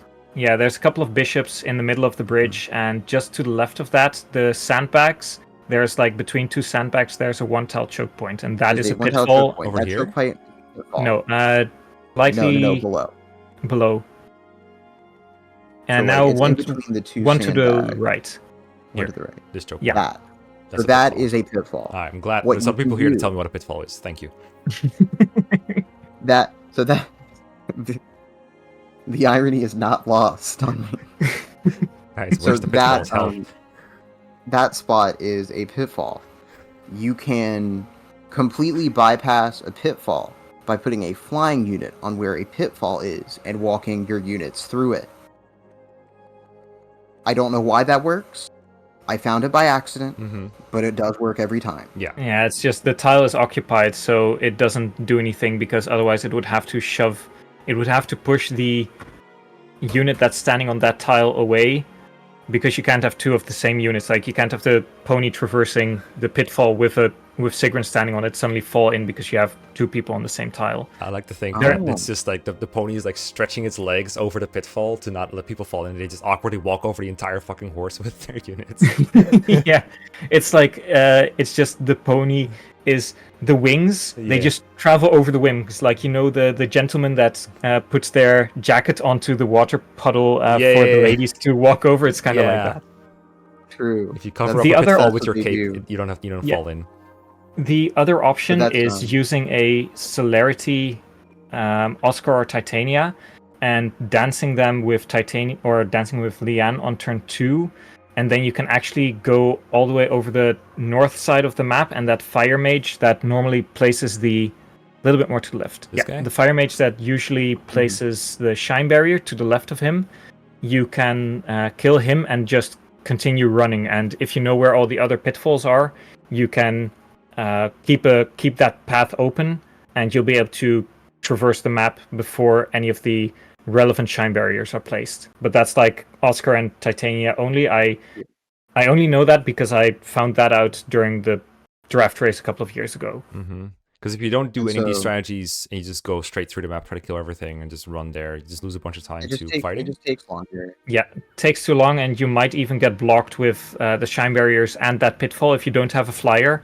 You might need to place an undrafted Sigrun or Tanith there to get over that first pitfall that Joshua mentioned. Yeah. But that's the big pitfall choke point you can bypass. There's no other pitfalls that are blocking specific areas that you like desperately need to get through. Because the reason why we choose that pitfall is that on that same column at the top there is 2 pitfalls, and then the other one is going to be a shine barrier. Right. So it is blocked Oh. off. Yeah. So it's completely blocked off. So that's the only one you have to get. Because everything else you can either go above or below and get past. Yeah. Or And- you could just flyer skip and And- bypass any of this nonsense by giving your flyer a pass, a savior, picking up Ike, and flying to the end of the level. And just unequipping, and there is of course one of these flyers that just doesn't give a damn about crossbows or bows or anything, which is why Jill was the first pick for Meister. Yes. And that's why, but even if she is relegated to part 4 again, we still have Sigrun who can also bridge skip. So her priority would then rise a little bit. That way we still have bridge skip units available, even if Jill wasn't there to be on the bridge anymore. There is 2 other bridge skip units, and those are the Hogs. Yay. Yep. As you can see, taken at the beginning of the 5th round are Oki and Janaf, or Yanov, or however you pronounce it. Mm-hmm. And Ulki is way better in this case. Ulki is significantly better because of his skill Vigilance, which gives him plus 20 Avoid. It means that even if you do something wrong and you detransform, you've got a pretty good chance of survival. Cannot say the same about Janaf. Nope. I did battle save quite a bit with Janaf. He did manage, and it went perfectly fine. Did you have to reset? Maybe on an earlier run, I don't recall. Maybe I'm just thinking of the practice race I did versus Mekkah. Because I think we both had to reset on 3. Oh no! I just reset because I didn't direct with Ike, which is like. We can get into that. That's your Achilles heel, yeah. The direct command is also incredibly Ike. important in this draft race. But Ulki, even though he's like one level lower and he's a little bit weaker, in 3.8 you just bonus experience them both to level 40 and they're both fine. And they also get S-Strike in 3.7 or like the start of 3.8. So they both one round KO anything on the bridge map. Do you still do the Ulki strike ring grind in 3.7? I did. Oh. Yeah, I stopped doing that. As it turns out, 19 strength is enough. Well, good to know. Saved you some time versus me, I guess, but they both one round KO anything is the point. And bonus experience is plentiful for them in 3.8. Mm-hmm. Typically, there's a couple teams that might care about that level, and by a couple teams, I mean exactly Nefani's and Mia's. But we of course didn't end up with Hawks for them anyway. Yeah, makes sense. So I remember Janaf and Ulki flying across the bridge requires some shenanigans where just using Olivia Grass every turn that you can is not enough to keep him transformed. You have to actually hit untransform and then use the Lagoo Stone to get full gauge right afterwards. Yep. It looks very wasteful. It does suck, but there's not a better use for them. So. And you get enough stones in part 4 you to get enough manage. Stones that you can do the rest of everything, Mm-hmm. and you should, if you do it right, you should never have to buy a Lagoo Stone. You just have to take Gifko's Lagoo's gem for the tower. Yeah, I also remember even with the extra gauge, they do still untransform, but like near the end of enemy phase instead of like halfway through it or early in it. Yeah, they do untransform typically at around like turn 5 or so. And again, that's for Lagoo Stone management reasons. Which is Lagoo Stone management is very important for your, non-royals. Yeah, this is they're very important for the bridge, and we're lucky that the game just offers us 5 flyers for the bridge. It offers us 5 one-to-range units for Izuka. It offers us 5 mages that can go to the desert. Because there's a couple of those as well that we haven't talked about. And some of them are very interesting. Like Ileana, of course, we talked about a little bit already. Mm-hmm. But we also have Reese, Sanaki, Khalil, and Laura, who all went in the 4th round. Yeah, and they went in reverse order of what you see in here, because that round was going back up from Wolf to Castle. So Reese was the first one picked. Well, Ileana, but, out of the ones that were left. Yeah, Ileana was the first one picked. Well, I had to pick Reese for very specific reasons. Now, Reese is bad, and I needed help. And Reese, for all of his faults, is a unit who can do combat on 3.8. What? What? Which is a thing that I needed to have. So I did need a unit. I need a unit with 1/2 range who can like 1-round armor knights, and a level capped Reese could do that. Which is why I took him with priority. Of course, Ileana has a lot of useful applications outside of being just the desert mage. And then the other 3, I would argue Khalil is probably better. You could do some stuff with her on 3.9. Yeah, you can meteor the boss. Might save a little bit of time. And, I mean, even though the mages are slow and their caps suck, 31 speed and 30 speed in case of Reese is still plenty to double in like the part 4 maps, and that's where you really want them. They provide less in the tower, of course, although the Laura chip on auras wasn't bad. Yeah, they offer meaningful chip on auras, and they can be useful. In one At other endgame, they're times also in pretty part okay. 4. But like you just bonus experience them, and they hit their caps, and even with the speed cap being low, it's good enough to double in part 4, and that's what's important. Yeah, just like to make this absolutely clear, Reese was being level capped for like 3.8, and only saw use like there and in part 4. Is that correct? So I used Reese in 3.8. He also saw some use in 3.10, because there's some guys that you might want some help killing, because Mia is bad. So I used him in 3.10. I used him in 3E. If I had a Hawk, I could have used him to block part of the section at the very start of the bridge to help kill some guys with him, because his combat is good enough to do that. And then use him in part 4, and he's your silver army sweeper, pretty much. And he's actually good enough for that, even though he has terrible bishop caps and doesn't even have flare. Yeah, luckily we get the Nosferatu tome in 4-3 luckily we get base Nosferatu, which confrontation. is critical. It's pretty good. Does he have to light magic grind like Laura does to get it? Like the VODs? No, I think he just gets it naturally. Nice. And even Laura gets it 'Cause you have naturally more just time. with... Well, yeah, Laura kills a bunch of stuff to get it, basically. Yeah. Laura kills a bunch of stuff to get it if you don't pick up an arm scroll along the way for her. Yeah, Which you can't do. Sanaki... There's a couple of hidden arm scrolls that are not too far out of your way to get. No, Sanaki, she gets access to light magic and flare, which makes her probably the most like durable of the ones. But like her You would 2 think strength that, base, but like she really needs all the bonus experience she can get, and the other ones probably hit pretty much all their caps, and she only gets like 19 levels or something like that worth of bonus she only experience. gets 19 levels, so she needs to eat 2 Seraph Robes, 3 Goddess Icons, and Talisman, only to not cap defense anyway. I was not ready for the sentence. Sanaki is probably the most durable out of all of them. I don't believe that to be true. Because the 14 defense that she has is just not enough. Yeah, because you only get one turn of Nosferatu, right, to survive. Everything else has to be done by like turn of existing. Nosferatu, so you only have the one consistent turn. Yeah, versus all the crossbow guys. Like, I was giving her Resolve instead of Celerity to make sure that she lived, and just had to eat the extra reinforcements in practice. Ouch.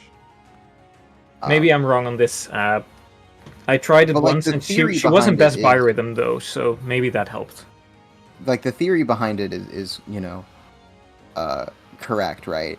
You have Flare, you have Nosferatu, you hit like a truck, like in theory you should be pretty good, but you're slower than everyone else because you're not likely to cap speed, believe it or not, even with all the stat boosters I laid out earlier. And you're not likely to cap defense, and your HP cap is 45, just like all the other mages. So it's not that the durability is definitely questionable.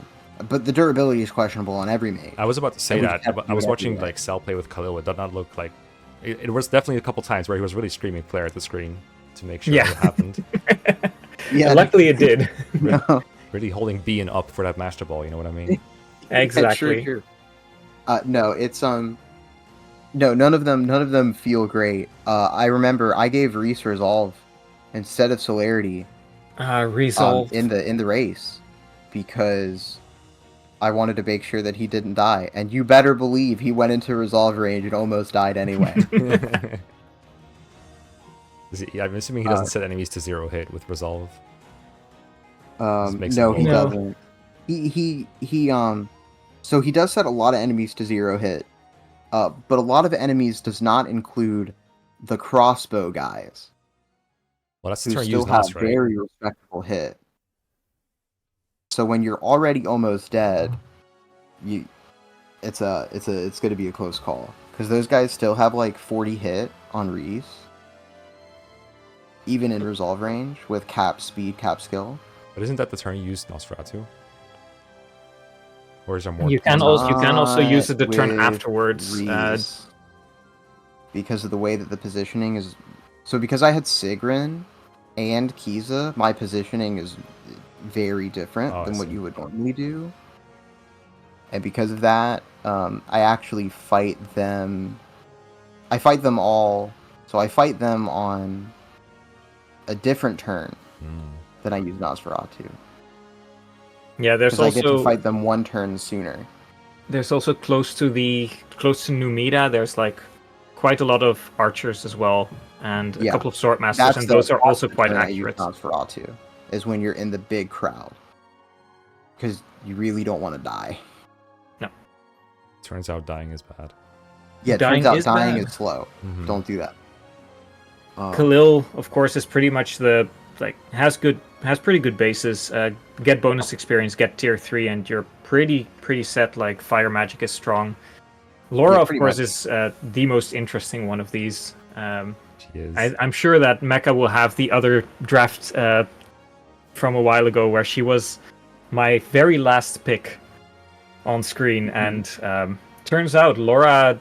I needed a desert mage, and Laura was the only viable candidate, or at least we thought the only candidate. Turns out she's actually quite viable, and you don't do anything with her in part 1. You don't do anything with her in part 3, and then part 4 prologue comes around, and you're just like, okay, I'm going to sit here, watch 57 levels of bonus experience go up, and then watch 2 promotions, and suddenly I have a level 1 Laura turned into a level 20 Laura with, luckily, due to her growth spread being very speed and magic focused, pretty much capped offenses, and with a Seraph Robe and a little bit of luck, capped HP and defense.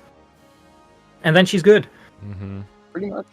And you use Elite for prologue, you level up, and you can use Shine after a bit, and then in the desert on turn 1 you level up after using Shine you level up your light rank again, and then you can use Nos on the turn you need it. Yep, it works. Somehow still faster than like not doing all that and just playing the desert without her. Exactly. It's such a weird thing. Through with a 2-move Void. Or 3-move Zyhart, where he breaks his Tempest Blade and then has to proceed to use Wind Edges to kill generals in Numida. It's truly one of the things I tried doing. Yeah, I suppose there's a reason we don't do it. I suppose this is just a natural consequence of flyers being so desired for other reasons than the desert, and so they go elsewhere. And you have to just get something. And the next best thing you can do is one of these mages that we're never going to stop bashing, apparently, because they have so many flaws, but they work. No, I hate them, but I need them. I hate them, but I love them as well. And I do find it funny that this is like the most reliable way that Laura just consistently gets the Numida boss conversation, because she has one for some reason. 4th pick, everyone. 4th pick, Laura. Fourth pick. Or the first picker as well. Yeah. We have been going for quite a while. I would love to discuss the different utilities of all the other units in the other half, but I feel like we should highlight a couple of them that are the most interesting, and then move on to maybe like the tower, because I do want to talk about that last, possibly. Yeah. So okay, sure. I would like both of you to maybe pick 1 or 2 that you think are interesting to highlight here, because I feel like a couple of them are like, okay, they're good at base, so you can use them for something, or they do like one specific thing that you can do somewhere. So whatever one you think is most interesting to discuss. Mm-hmm. I would like to have your nominations. Kyza. Kyza. Yeah, yes, I'm glad you picked Kyza. Thank you. So why Kyza? Why is he carrying? So Kyza is... So I'm Kyza's strongest soldier. He is my GOAT. Even though he's bad. Kyza is in a unique position where he is the only tiger. I know there's 2 others, but neither count. Kyza and the cats do not do it because cat gauge. And the hawks are taken, which means that Kyza is my only Laguz. He's the only one. He's the only one left that is in part 3 and can do meaningful combat. He takes a completely ridiculous strike rank grind, an energy drop, and a speed wings, which is a lot of investment, especially when you are liable to get Noodle Arm Nolan. But I did it anyway. and it was worth it. It's worth it every time. I'm always surprised. If you do the strike rank grind in 3-7 properly, he'll get just under S rank strike. And on the very last hit before you have to fight generals in 3-8, you will get S rank strike and then immediately one round those generals as they attack you on enemy phase. It's very awesome. And then once the grind is complete, he is going to one round everyone he fights. He one rounds At one bosses. range. At one range. He one rounds everyone at one range, provided that he can remain transformed. But he kills bosses. He kills generals on cover tiles. He kills Lacane. He does 38 damage to Degensia. And That's doesn't real, die. by the way. 19 times insane. 2. That's like as much as Ike does, I think, roughly. And he doesn't die to ire. He lives ire. He can move. He has full movement while transformed on sand. There's a surprisingly few units who do that. Mm-hmm. He shoves a spirit in 4e4. Rude. He does. He almost one rounds. If he had enough speed, he would run around Sephrim, but he doesn't. Sephrim's really fast. But he does a deceptively large amount. For a unit that on paper is terrible, and it is terrible in literally any context that is not this. But he's useful here. And he's a winner. Like, He is a winner. He's the 7th pick. He's the 7th pick. I pick him as early as 5. Wait, you didn't need to here because no one else believes in him, I didn't apparently. need to hear. No one else believes in his power that he does have. Oh no, I definitely believe. It's just that I didn't believe in me using Kyza. You didn't believe you could do it. I didn't believe I could do it. That's not a Kisha problem. That's a me problem. To be fair, it takes a very high IQ to appreciate Kyza. Sal, who's your pick for unit you want to talk about? My pick is the other tiger that actually matters, which is Muarim. Oh yes, him. Oh. Because Muarim also has some really neat contributions. In 1-7, he can pick up Mekkah, and then, like, after Soth talks to Tormod, he picks up Mekkah, runs, and he can drop her perfectly in range of the seize point and just one round KO the boss the following turn. And meanwhile, you have, like, Zihark, Aran, or whoever kill one of the archers next to the boss. In 1-8, he can chug Olivia grasses, punch some brigands in the meantime, and then use 2 attacks for killing the mages on the left side while Nyla kickboxes the remaining brigands, and you still get the 5 turn. And in one endgame, he just picks up Mekkah, runs up the stairs with Soth or your carry, and then you park him in front of Jared. Sometimes he misses, usually he doesn't, but he takes a big chunk, and Soth can then one-hit KO the remaining HP of Jared with a knife, or your Wind Edge Javelin user, whatever, can do it. And all the enemies there just died in one hit to Muarim. And the mages next to Jared are stationary, so they also die because you're adjacent. And then in 4-4, you can either just let him die, or you can bonus experience him, have him take the bottom left room. And if you bonus experience him, he pretty much 99% of the time caps all of his stats, and he's pretty much just Kisha in the tower as well. So good unit, makes one endgame very safe because he doesn't die, and Mekkah is safe. Very nice to be able to do. Very cool. I did love using Muarim in our practice race. He does seem very good for a 7th pick, like good value. Obviously, wouldn't pick him early, but he's still it's there. it's flunky to hunky, but he's already a hunky.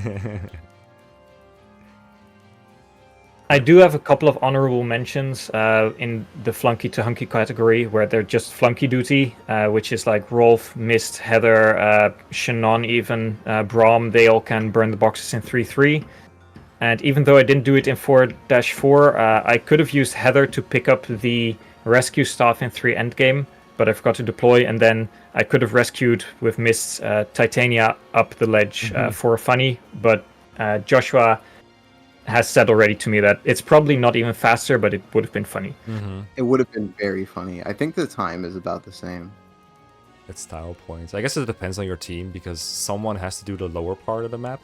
Probably, and if you can't make it up the ledge with Titania, might as well have it be her, and then someone else can just go to the upper part. So it sounds like you'd just be swapping two people around.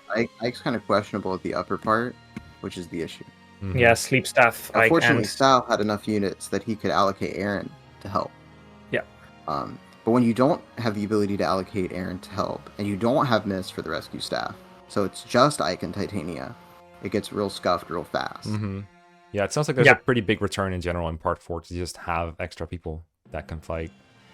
Yeah, isn't that why you picked Makalov, Sal? Yes, it is, because I picked Makalov so I could bonus experience him and then use forged hand axes, because he never uses swords afterwards. And his speed is always fine.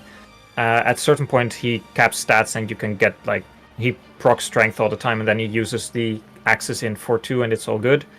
If I didn't have Makalov, Aran would have gone to 4-2, and then Muarim also would have been even better, because I still would have had Ike, Titania, and Muarim in 4-4. So that's like a niche use if you don't have enough slot compression in your earlier picks, or if you can't get someone like Makalov to do the 4-2 duty.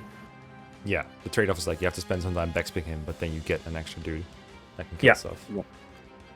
Which, I mean, I think Renning is a little bit interesting, and the Tide dragons, except Kurth, are a little bit interesting, but that's pretty much it. Yeah, it seems like the Tide units seem kind of hard to use because they seem like units you can't rely on getting always, kind of like Dancers used to be in the draft. But then if you do have them, it's like, oh, I gotta use them, so you have to like think about where to put them, which might cost you a little bit of time. But if you know beforehand, okay, if I get Nazir, I can do this, then that might be helpful, right? It's also really Nazir's team-based. a really easy one because he gives you +5 speed. So so it's basically like, oh, Kyza doesn't double. Oh, now he does. Now he does. Yeah. Nasir is really team-based. Like everyone likes the extra strength from Anna and Gareth, of course. Especially some Brave Sword units or Brave Lance.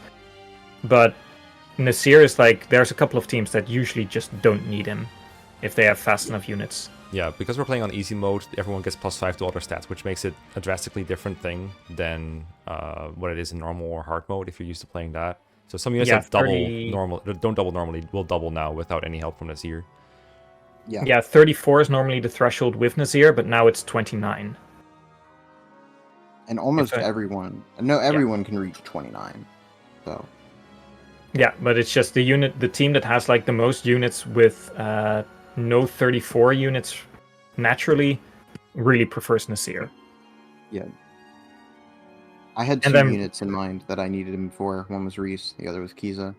Yeah, and Renning is just good hammer user, blesses Wormslayer. Good unit. Pretty basic stuff. Did you know hammer good against generals? Yeah. I was gonna say, I think one of the most intimidating things about these draft races is 4E1, where suddenly you have everyone, now you have to come up with a plan to route the whole map without doing too much with your units and getting them in each other's way, you know what I mean? So you're like trying to figure 4 people with Raphael and trying to get everyone in place, and it's just so chaotic. And I asked Sal during our practice race, he was like, yeah, you just improv, like there's no turn by turns or anything, just do it, just go. I was like, dude, this is so hard. At the very end, I did come up with something that's pretty consistent. It works with pretty much every team. Even though I did it wrong on the race day. Go figure. You need a parity flyer with 1-2 range, which almost every team will have, unless your name is Har, in which case you can just use the hammer and it'll be fine. Because you don't want to give Har parity because he can't double ores. But, you just use the hammer. Or you could use a hammer with Jill too. But everyone else needs parity because they need parity to kill a general on turn 2. You position your flyer on the right side. You position your mage on the left. You do need a mage. Fortunately, we all have one. And what you'll do... And then you also need... guys. Just 5 guys. Yeah, just to do Royals, combat. Ike, stuff, yeah. Royals, Ike, Renning... Kyza, whoever, just your guys, the guys that you have used the entire game. You and the boys, yeah, basically. You have the units, it's more like what you're going to do with them, that's the hard part, right? Yeah, so basically what you want to do is, so your mage, we start with your mage. Your mage is going to be deployed on your left. your 1/2 range flyer with parity is going to be deployed on your right. It doesn't matter which spot in particular, so long as they're close enough. Well, actually, for your flyer, it does need to be either the rightmost or the top right one. But for your mage, as long as they're on the left and you can reach the general, you're fine. And then your mage is gonna go like straight up and hit that general, like in that same column. That guy, and you want to do that from one range so you can bait in those mages on the left. Your flyer is gonna go up, attack the general on the right side. This guy? Not that right side. Same, the same enemy as the mage. In the diamond, this right guy there. Then they're gonna canto around him, and not kill him because he lives on 2. Very frustrating. And you have to attack him with 1/2 range because you got to kill these thunder mages. You're gonna go here. So you're gonna canto over there to kill the thunder mages. Then you use Mekkah. So you do have to get Thani for this too, by the way. You use Mekkah to kill the general. She does like 20 damage. Yeah, she does 20.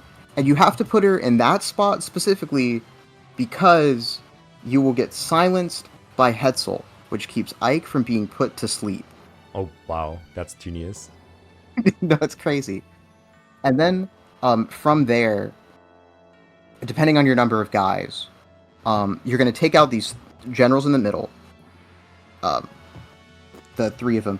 There's actually, you're looking at normal modes version of this map. Oh, am I?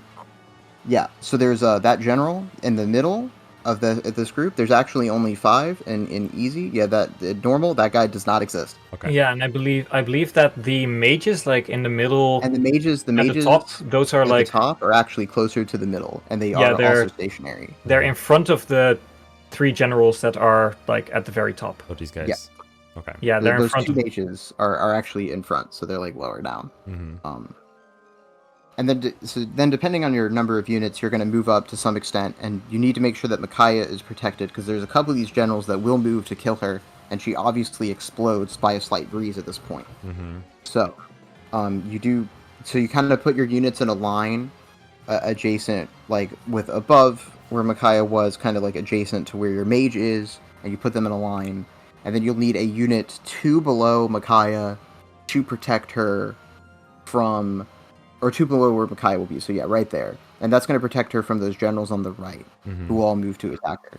And then if you can afford it, if you have the extra unit, you'll send them to the left, and they'll fight those 3 generals on the left, and a reinforcement guy who shows up. Then on turn 2, you pretty much rush everyone forward. And then with your flyer, the 1/2 range flyer, you've got a very specific movement, where you will use parity to deal with the general next to Hetzel on the right, then Canto left. This guy? Or not, no, not, I mean, the general on the left of Hetzel. Okay. But like right side of the map, yeah, that guy. Oh, yeah, I and see he's what going to you move, and then you'll move 2 left to be right next to that general, who is stationary. And you'll be able to one-round him on enemy phase, because he's not on a cover tile. And then this frees up the path so you can kill Hetzel on the next turn. And then also place a unit to kill those 3 guys on enemy phase. Oh, you put him on Etzel's tile, right? Yeah, after you kill Etzel. Yeah, of course. I wouldn't go there before he's dead. That seems obviously. Rude. Yeah, that seems very inappropriate.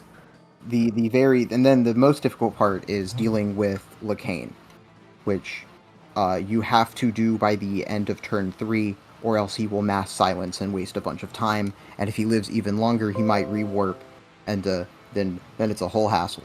So you want to kill him by turn 3 if you can. So you but try to like do the something rest similar here, by like killing this general and then killing him. Like, that's the idea, yeah. And then, once he's dead, you just do like you would with Hetzel. You'd put somebody who can one-round the guys on enemy phase, which is a very select few group. But if you got one, and by got one, I mean Ike with a hammer, he can do it. Some guy with a hammer-shaped axe. Some guy with a hammer, or Kyza? Kanagas can do it. Kanagas, Gifka, Kyza can do it. Marm actually can't do it, because he does not have SF Strike at this point. What a scrub. Yeah. So yeah, there's a few units who can do it. Nyla needs a Savage proc to do it. I think. She might be able to do it on easy mode. I know she can on normal, but she might. Possibly. But anyway, that's the general strat. That's how you do it. That's the fastest way I've found to consistently do this level every time that works with just about every team. That does seem really good. I'm gonna save some time. I love this map. This map's super fun. Yeah, this it's is really so cool. rewarding for like having a draft race where having a full team of units is actually like helping you be faster. Yeah. The It's only on this one, and then you use all your team and against Ashera. Yeah, the biggest thing for endgame, in my opinion, is actually just the prep itself, because you of course get the very laggy screen because everyone is here all of a sudden. Right. And the thing I noticed that helps the most is just doing skills only, and then going into like the unit selects, because you can do everything else there. You can do bonus experience, shopping, forging, but at that point you can just select the units you need, and they're all at the top, and that makes it way easier to redistribute everything. Yeah. It's just that you can't do the skills in that, for some reason, in that map menu. I also like to, get rid of skills that I'm going to need later from the units that have it early. So, like, for example, if you don't have Nolan drafted, you can just get rid of you can get his Nihil off of him as early as, 1-5, 1-6, right? Mm-hmm. When you're already in the skills menu to move Adept over to Soth, you just take Nolan's off. You take Fortune off of Meg there, too. Just because you're already there in the skills menu. When you take Paragon off of Geoffrey and 3-9, you take Nihil off of Khalil at that position. If you have Alincia, you take parity off of Lucia in 4-2 because you have to remove Miracle anyway. Right, because you got to get rid of Mercy. Mercy, not Miracle. Remove Mercy. Yeah, that didn't happen. Did Castle forget to remove Mercy for Alincia? I believe so. Oh no. He does that every time. It's such a good... They give her a skill that prevents her from killing and in between the parts. Yeah. Why it's not a command skill, I have no idea. So you can use it on any phase. Yeah. But anyway, that's 4E1. Mm-hmm. Yeah, 4E2 is Hammer Ike. Yeah, let me skip to the map real quick. Let me skip this map real quick. Yeah, 4E2. This map, keep it real simple for you. Undeploy everyone. Have Ike that has 34 speed. Move up. Attack the Black Knight on player phase. For some reason, the Black Knight will always attack you at 1 range. I don't know why, but he does. And then you will simply kill him on enemy phase before anyone else has the chance to move. Oh, you didn't. You just got a game over. You also move Micaiah up 1 space, otherwise she dies. Nope. Black Knight moves first. Oh, he moves first? Fuck, I'm stupid. Yeah, you said it the wrong way when we were practicing, I think, Sal. No, I did it on enemy phase. I enemy phase and had Micaiah move, but that's way faster. Mm-hmm. No, I'm just stupid. I didn't know the strats. Why he moves first, but like you can completely bypass the Micaiah movement or anything else just by doing that. It's that simple. But make sure you have 34 speed, because if you don't, you die. There's actually a few enemies or a few bosses in the game that are very handy in attacking first. 2-2, Lucia, she can get a crit on the on Mirai, the Wind Sage, but if she doesn't, he moves on enemy phase first, so it's very useful. Yeah. But anyway, that's 4E2, very basic, not complicated. Mm-hmm. 4E3 in theory is not that difficult. This is a soft lock map in hell, dude. I hate this one. Practice. 3E is, It's so easy to mess up. Oh, whoops, that's not the right map. Oh, it's here. This map is very easy to mess up. This is the one where you bless all your weapons. Only your blessed weapons give you +5 to your stats, by the way. This is where you bless your weapons. You gotta bless a Worm Slayer, unless you have a very specific team that does not need to do that. I'm looking at Ileana with her Rex Bolt. I'm looking at the Gifka team, which actually does not have to do it, because Ike, Ragnell, Kyza, Gifka is actually enough to just kill him. Go based. So there's some stuff you can do like that that you don't need to bless the Worm Slayer, but for the most part, you'll bless the Worm Slayer, whether that's on Renning or whether you bring a specific unit to the tower, never deploy them, just to bless the Worm Slayer. Shoutouts to Mia. Shoutouts to... It's a Hark in my case. Yeah, in your case. Or you can do what like I would do often in practice, where I would just bring undrafted Sigrun because she can bless the Worm Slayer at base. I think I brought Boyd to my tower to bless the Brave Axe. Oh, you can. Which you do want. You're allowed to do this? Okay, fair enough. Yeah, well, I mean, it's not in the rules that say I can't, so I can't. Exactly. As long as you don't deploy them on the map, you're good. Exactly. Yeah, as long as you don't deploy them on a pad. Yeah, well, they're never deployed on a map. Yeah, exactly. They're deployed. They exist. They exist, but they're not deployed. They're Just benched. like most of the other undrafted units you have. I don't see why this would be any different. I agree. It is also such a blessing that Raphael is the top Heron for the Heron select screen. Oh, true. Because true. you just mash through all that text, and if you otherwise you really have to focus like no start wait. Otherwise you just like if you had Raisin or Leanne the first one, then it's a full reset. Congrats, you just brought Raisin. But anyway, this map's very simple. This is a Raphael dance for 4 situation. You get rid of the red mage at the start, or not red mage, the red dragon. Yeah. Okay. So again, this is the normal version of the map, so it's a little different. Oh, okay. There's One of those one of those red dragons does not exist. And they're like not in the tile where they're currently shown. They're like they're a little, in between those two. Yeah, like around here somewhere. And anyway, you need a unit dedicated to kill that guy. But then you move your guys up. I do a double shove for Raphael up, but you don't have here, to. right? In the top spots. No, below Micaiah. Oh, so here? Yeah, so you move Micaiah 1 down, shove up, and then you'll kill the red dragon. Then you move Ike all the way up. He kills a white dragon, which is also not pictured here. Yeah, this is 3 whites, right? I think. No. So the 2 whites are in the correct location, but there's a 3rd white diagonally below. Oh, here. And then those red dragons, those 2 red dragons above the white dragons, just don't exist. Okay. So you kill that. So you kill the guy who's not pictured. Then you'll need an additional unit. This is typically your a unit with celerity or a unit with the boots, and they're gonna kill one of the other dragons, so you can clear a path to get to Degencia.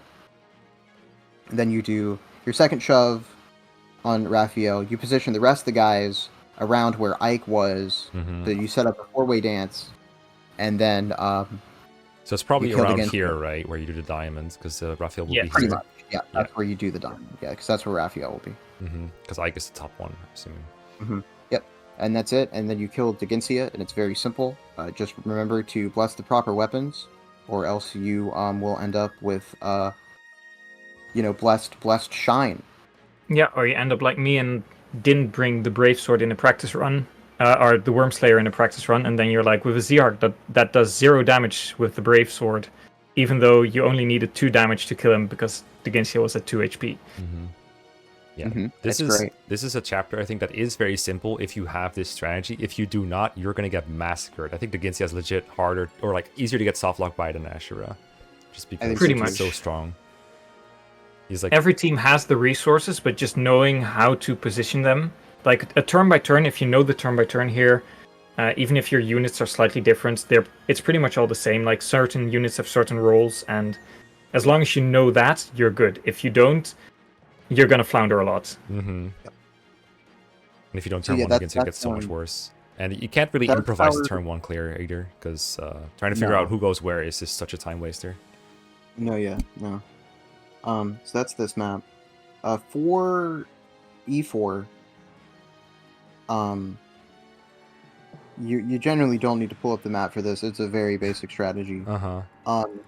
Units go down, kill spirits on the right and left along the way. Yeah. Turn 2, kill 4 spirits around Sephram, kill Sephram.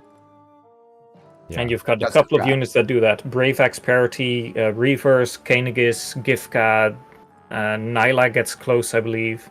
Yeah, Nyla gets close. A lot of people can almost do it, so you might need 2 units to take him out.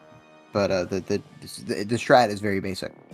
Yeah, and it's actually faster to kill the spirits around him than shove, because if you don't have animations, it's just a couple of damage numbers, whereas with shove, it's the animation of shoving.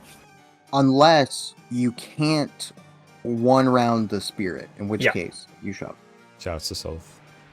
But no, And yeah. yeah, I I'm trying mean, to you wonder can it's a waste of sustain- time, right? Yeah, I tried in a practice run. In theory, there's one that exists if you have the proper team, but because every team can't do it, I didn't waste my time trying to figure it out. It's very I know team that dependent in this Sal, you case. tried, right? Yeah, and I think I managed, but it took so long to plan, and it would have been faster just to kill spirits, go down, and bunga. Yeah, I mean, And then finally, 4E5, otherwise yeah. known as a Shera. So this is actually the same. There's 3 spirits at the top, and then there's a bunch of auras. They're protecting a Shera. You got to kill the auras first. A couple notable differences about this version, because easy mode do be easy. The auras reflect for half damage, not full damage.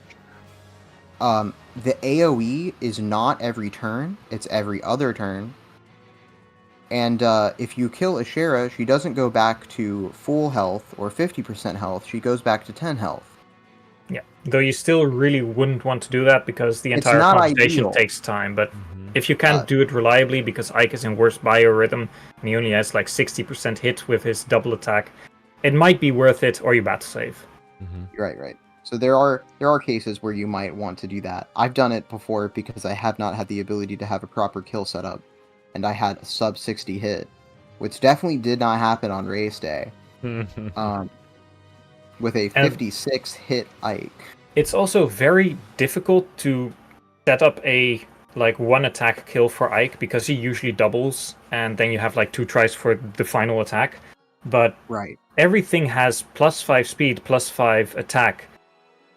It's very difficult. Like Har pretty much does 80 to 100 damage with the Brave Axe if you have Nasir, and Jill does it without Nasir. It's very difficult to get into a kill range. Usually it's like 2 units is enough to just wipe her off the map. Yeah, one thing I've noticed is that sometimes you can suicide a unit that took a bunch of damage from auras or spirits into a Shera to reduce your amount of attacks. the Zhark sacrifice in the practice race. It is a strat you can do. I drafted Volk because he doesn't do a lot of damage.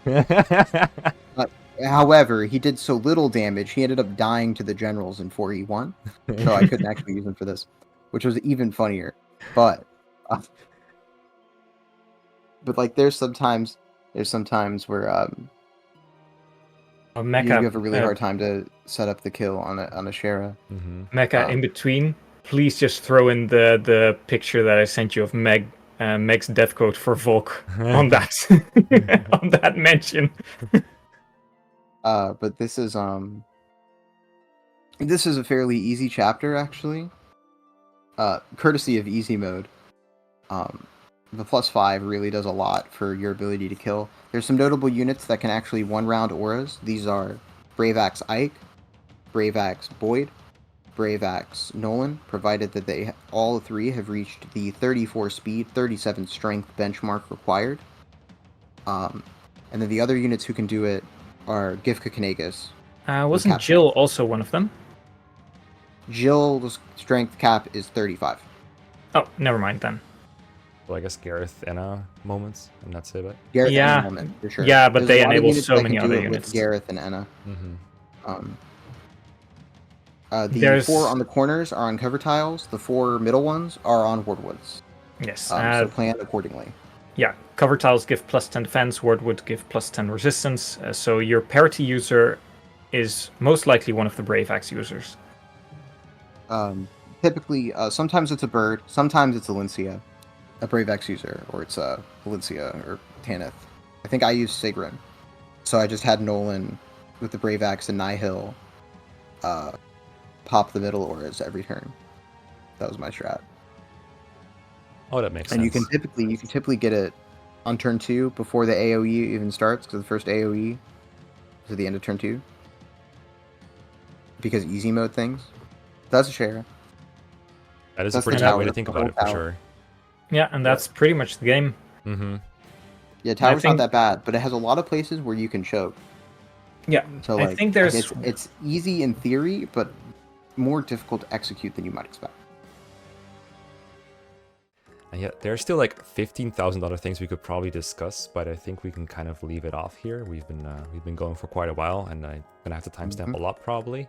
But thank you two so much for making draft racing more accessible to people, or giving them something to listen to that probably hasn't really been covered this extensively. So yeah, thank you both, and I will put as many resources as I can gather in the description, so you can find links to like Castle server for draft racing, or probably Josh's notes if he's okay with me posting them. And, No, that's fine. And you can get into it if you want. You only need like 6 hours of spare time probably to do it at a time, but it's totally worth it, I tell you.